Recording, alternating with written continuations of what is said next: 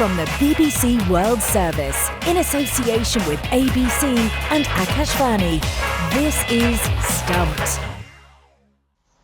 Hello and welcome to Stumped, your intercontinental hit of news, features and debate from the quirky world of cricket. I'm Alison Mitchell and I'm at home in London, where I'm well into the swing of the 100 tournament over here. We've got a little window of sunshine, I think, after about a month of really wet weather going back to the Ashes. But I've been enjoying commentating with some of those Ashes cricketers. We've had James Anderson and the England captain Heather Knight up in the commentary box. And because it's school holidays as well, my brother came down for a couple of days with his two kids. We went to the BBC Earth experience, which is here in London. It's like a sort of surround screen cinematic experience, taking on a journey through the 7 continents of the world, and really aimed to help you realise how fragile and how precious our world is. It was a slight sensory overload in many ways. You just didn't know what screen to look at, but it was some real beautiful cinematography, and well, you can't complain at hearing David Attenborough's voice in your ear either. Ali, hello. Yes, it's Jim Maxwell here. Just a trifle jet lagged. I've only been home for 24 hours after staying on for a few days post-Ashes, talking about everything that went on in that exciting series, probably the most exciting Ashes series in memory. But I'm back here and trying to figure out what's happening in cricket. It doesn't get much of a mention. And then there was the interesting announcement of Australia's World Cup squad, and a few surprises we might come to. But I got my feet on the floor. I stayed around to watch the primary club of Australia play their last game. Unfortunately, it rained. It didn't get on. That surprises me. Yeah, so here we are, sort of back in the Aussie winter, the fag end of it anyway, and looking forward to having a chat to you from my comfortable seat here at home. Yeah, well, strange to hear about the rain everywhere else, because in India we're right in the middle of the monsoon, so it's rained just about anywhere in the country. But I'm back in Bangalore. Hello, I'm Charu Sharma for Akashvani. I'd gone up to Delhi for a board meeting, then off to Lucknow for a Sharma family reunion. But I'm glad to be back home for just a short while before I start traveling elsewhere. And of course, our own state league, the Maharaja Trophy as it's called now, the former Karnataka League, is about to start this weekend. So I'm getting ready to do a few of those days. Commentary for that before I leave. It's just, running around all the time. We're on the treadmill. Never By sitting the way, still. the Indian T20 series against West Indies still alive and happily so after India won the third. Yeah, indeed. We'll talk about that later in the show as well. But we're going to start with the Men's Cricket World Cup being, only 2 months away, less than now, which is taking place in India, of course. The world's best players will descend on the country later this year. England are the defending champions after winning the 2019 competition in dramatic fashion. I mean, who can forget that day at Lord's with England beating New Zealand by the barest of margins? And those two teams will meet in the opening fixture of this year's event. Now, Australia have already named their initial squad of 18. They're the 5-time champions in this format. And some of the picks and omissions have raised some questions. So, Jim, let's start with you and Pat Cummins, who is going to be sidelined now for about 6 weeks because of the wrist injury that he picked up in the Ashes. But he's expected, isn't he, to fully recover in time for the World Cup? Well, I hope so. He was going to be having a rest one way or another. He was burnt out. I mean, there's no doubt that Australia lost a little bit of momentum from that Headingley loss onwards, and they didn't feature as powerfully, as confidently, as fresh as they would have liked at the end of the series. And I think that showed in some of their bowling performances in the last gasp of the tour. And Cummins played in every game, 6 in a row. It's no wonder that something's gone amiss, although the wrist injury doesn't seem to be the major concern for him, more just needing to rest, to be away from the game for a little bit. And Mitch Marsh is subbing for him in the leadership. But I think there's a sort of transition of some sort for Australia through all forms of the game in the near future, and that's evident with a few of the selections. Yeah, so speaking of omissions, Marnus Labuschagne's name was a notable one missing from the squad list. Were you expecting that? I was a bit surprised. It seems as though he's been sort of harshly judged perhaps on what's occurred during the Ashes series, where he didn't play his best cricket other than at Manchester with that excellent second innings 100, which forestalled England before the rain came in. And I think his critics would say that he became a bit self-consumed as the series went. And forgot about the need to actually keep the game moving. I think it's an indication that they need to be positive, at least in the way they're playing, and perhaps Labuschagne doesn't quite fit the bill at the moment in the shorter form of the game. Well, I think they'll miss somebody who has quicksilver foot movement. And I think Labuschagne, particularly on Indian pitches where you need to have quick feet, is somebody that you probably need. I know it's like Steve Smith into two because he does a very good job too. But and you need experience. I'm, of course, very keen to know more about the two newish names, as it were. And I'm sure you've gotten to that, Alison. But on your behalf, if I might ask Jim about Tanveer Sangha, the leggy, and Aaron Hardy. I mean, what are these guys all about? And Sangha, I believe, is coming back from an injury that took him a year to solve. Yeah, he had a stress fracture. So he really hasn't played cricket, but he's shown a lot of promise in the under-19s and certainly in BBL playing for the Sydney Thunder.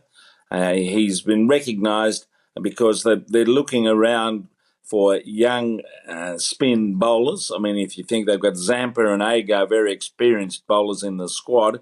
Nathan Lyon not there. He's still recovering and perhaps he'll be passed over when he's fit again. So they've been keeping an eye out for younger players, but it is a surprise given that he's basically missed a season of cricket. I think the last game of cricket of any sort he played was for the Birmingham Phoenix. They're one of your fun teams in the 100 teams, and that was last year. So I think this is more of a development experimental setup. He probably won't make the final cut, but he's thereabouts. Let's see what he does because he has got some ability. Speaking of ability, Jim, I was at the Oval this week watching the 100 and an Australian made his first appearance in the competition, 27 years old, who is a name in Australia's T20 squad because they've got 3 T20s and 5 ODIs against South Africa as part of World Cup preparations.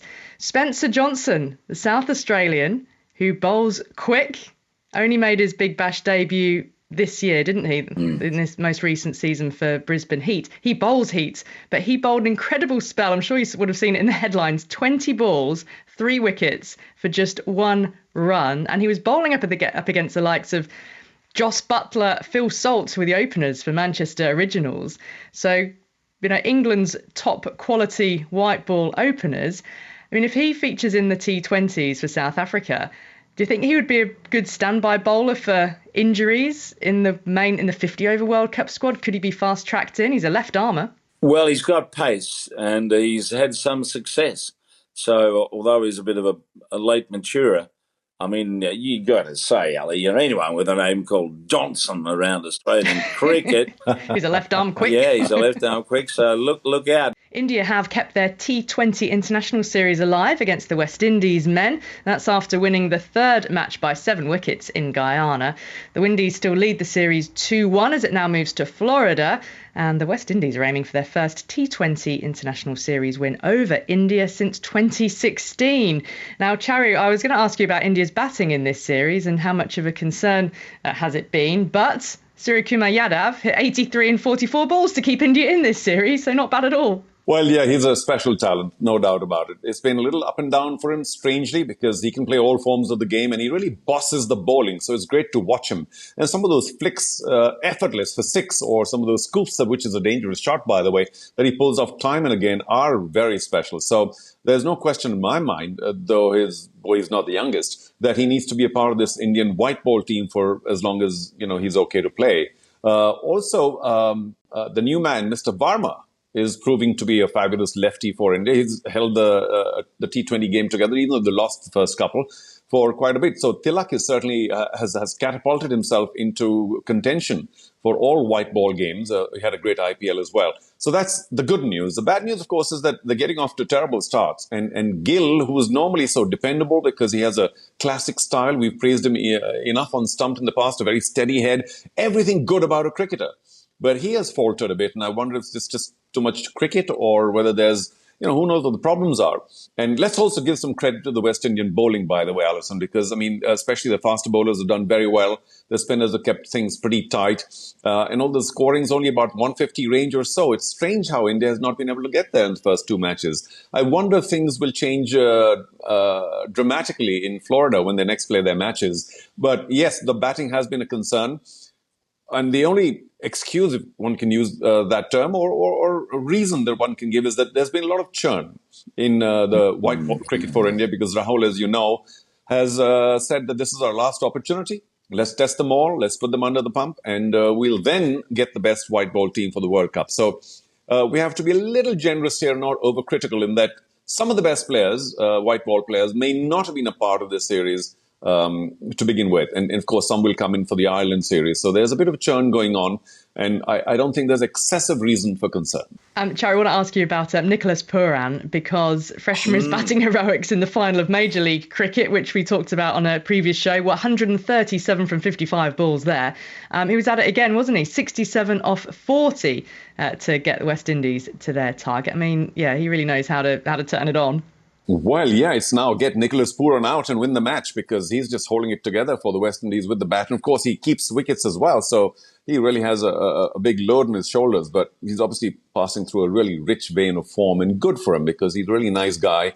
It's always useful to have such an aggressive lefty. People don't quite know where to bowl to him anymore, which is a bit like Surya Yadav as well. You wonder, where do we bowl to this guy? But it's nice that the West Indies have a number of wins. They won one day, the ODI, they won 2 T20s, and they did reasonably well in the test match as well. So it's nice to see some minor resurgence, even though they're playing at home. And we need the West Indies in the world of cricket. So all these are very good results, and Nicholas is right on top. Where do you bowl, Jim, to Nicholas Pooran when he's in that kind of mood? Well, you just hope he makes a mistake. He's one of these spasmodic, brilliant players, and when he comes off, he can make a meal of you. So I always think, and I was thinking about this the other day when Zach Crawley went mad at Manchester. You just got to stop the game somehow, Bring a cat onto the field or a dog. Do anything you can. Make do as your boots don't fit properly when, of course, they do. But just anything to disrupt the momentum, the flow of the game. Which is a bit of gamesmanship, I realise, but how else do you go about it? Accidents happen as it is, but when fellas are going like that, you've got to do something. Got to change the ball, I think, Ali. That's what you've got to do. Or flip the bails.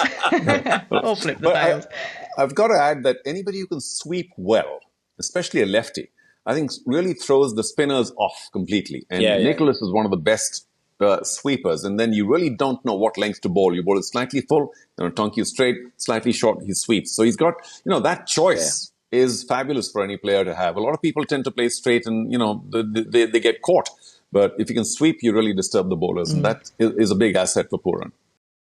Now, next on Stumped, major sporting brands are being questioned more than ever before about what they're doing to cater for the needs of the female athletes, from clothing to shoes to kit and helmets. Now, this week, during the knockout stages of the Women's Football World Cup, members of Parliament in England have been discussing the role of football boots amid concerns about the growing number of knee injuries in the sport and what role kit plays. So what's it like in cricket? Well, there's been no specific footwear designed for female players until now. And four-time Ashes winner Lydia Greenway has played a major part in designing the first shoes for women cricketers here in the UK, and they are due to launch in January. Lydia, who's a coach and broadcaster, joins us now. Hello, Lids. Great to have you on. How did this opportunity first come about? What has it involved for you? And tell us about the design. Yeah, hi Ali, hi everyone, and thanks for having me on. It's obviously a big talking point at the moment across the board, not just with equipment, but I think the way that the women and girls game is catered for, and specifically when it comes to footwear, there's just never been anything that has been specific for females. I think might have been a brand over in Australia who have tried to do something. They might still be going, I'm not too sure, but in the UK, there's never been anything And I think when you look at it, it doesn't often cross our minds as to whether the female foot is different to the men's foot. You might just think, oh, it's just a bit bigger. The men's foot is just a bit bigger than the women's foot. But when you delve deeper into it, there's a few key differences. So one of them is the forefoot, which is sort of, I guess, the knuckles of the feet. So that where the end of the toes are, that's wider than it is than what you would think it would be. And then the heel is much narrower than a male's foot as well. And then when it comes to the arch, the arch is higher as well. So there's lots of different differences, and I think for me, it's just something that I'm always passionate about, is trying to make sure that there's the least amount of barriers possible for women and girls when it comes to getting into the game that obviously we all love. When you look at other sports like football, we have seen a lot of injuries occurring in the England women's team. You yourself, Liz, you had some ruptured ligaments in both ankles, didn't you, during your time? And do you think that in any way could have been down to ill-fitting boots? Yeah, I wouldn't want to say, categorically it was because my spikes didn't fit, but it always makes me wonder, because the shoes at the moment that are being designed for the women, they have much more stabilization around the ankle. And that's the reason why I ruptured my ankles, is because they were already quite lax. And because I didn't have the support at the top of my shoe, it meant that whenever I went over onto my ankle, I didn't have any support there to stabilize my foot. So I'm not going to say it's because I didn't have spikes that fitted me properly, but you just question and you just say, oh, well, what if? Yeah, you'll never know. Exactly, yeah. But the good thing is, I think hopefully with this type of shoe coming into the market, it will give people more peace of mind as well. Jim? Yes, Lydia, Jim Maxwell, back in Australia. Before that, the women's Ashes test, apparently the England team checked out the new spike at the training session. What's been the feedback? Yeah, I mean, the initial feedback is that people like the look of them, obviously, because with the England girls specifically, it's hard to give them a shoe to test sort of mid-summer and mid-series. We wouldn't want to put them in that position. But we've done a lot of testing outside of that sort of higher performance. We've done some testing with some of the regional players, some county players, and down to club players as well. And generally the feedback's been good. And I think it's important to say, like any first launch of something, that it will be evolving all the time. I'm sure that we'll be given feedback to say, actually, this needs to be better or change this, those sorts of things. Lydia, hi, this is Charu Sharma from Bangalore. Congratulations on all the pioneering work you're doing in making sure that women are better attended to in cricket. Before I move on to some other cricketing matters, just a quick thought on helmets, because surely the female head is also a different shape and size. And for the moment, not too many women are getting pinged on the helmet, because maybe the bowling will get faster and faster as we go along. So is there some attention being paid to that? Yeah, so I've got a very long list of things that I'm trying to work through. And the footwear was one that has been on my radar for probably the longest. And with helmets, I don't actually think that there's too much research into the differences as to what might be needed to change between a potential male helmet compared to a female helmet. But I know that I've chatted to a few people actually, and I know that that's a question that they've also asked. Even at club level, they've just said, do we need to get a different helmet?